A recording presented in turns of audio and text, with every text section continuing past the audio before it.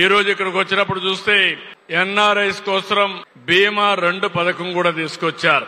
దీని ద్వారా విదేశాల్లో ఉండే 18 సంవత్సరాల నుంచి 60 సంవత్సరాలకు వయసున్న ఎన్ఆర్ఐస్ అందరికీ ఉద్యోగులు, కార్మికులు, విద్యార్థులకు అందరికి కూడా అతి తక్కువ ప్రీమియంతో బీమా ఒకటి తీసుకొచ్చారు. ఉద్యోగులు, కార్మికులు 3 సంవత్సరాలకు గాను 590 రూపాయలు, విద్యార్థులైతే 218 రూపాయలు కడితే new India insurance company limited ద్వారా బీమా వస్తుంది.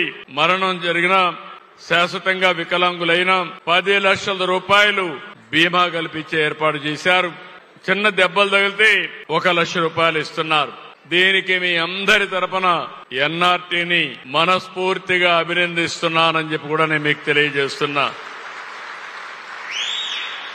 ఇంకొక పక్కన ఇక్కడ చూస్తే మీరు ఎదుర్కొనే న్యాయ సమస్యల పరిష్కారానికి లీగల్ కౌన్సిలింగ్, డాక్యుమెంటేషన్, అడ్వకేట్ ఫీజులకు గాను ఎన్ఆర్టీ ద్వారా సహాయం చేస్తారు. దీనికంతా పాస్పోర్ట్, వీసా, ఇతర ఉద్యోగ వివాదాలకు సంబంధించిన సమస్యలంటికి పరిష్కారం చేపిస్తారు.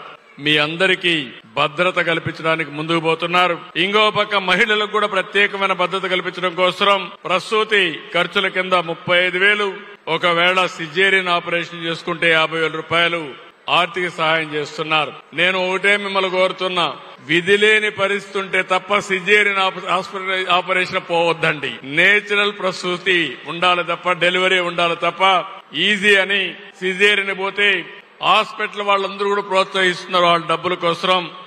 అది మంచి పద్ధతి కాదని చెప్పి కూడా నేను మీకు తెలియజేసుకుంటూ, ఫైనల్ గా ఇక్కడ పనిచేసినటువంటి అందరినీ, వేమూరు రవికుమార్ అడ్వైజర్ గా చాలా బాగా పనిచేస్తున్నారు, వారిని మనస్ఫూర్తిగా అభినందిస్తున్నా. రాధాకృష్ణ రవి హెడ్ కింద middle east forest region AP NRT సొసైటీకి పనిచేస్తున్నారు. ఇక్కడ గల్ఫ్ లో గాని, దుబాయ్ లో గాని మార్నింగ్ కలిశారు. చాలా డెడికేటెడ్ తో పనిచేస్తున్నారు. And the Honorable Chief Minister will only leave the place after he gives the pictures to all of you. So I request all of you to not to rush and please be seated.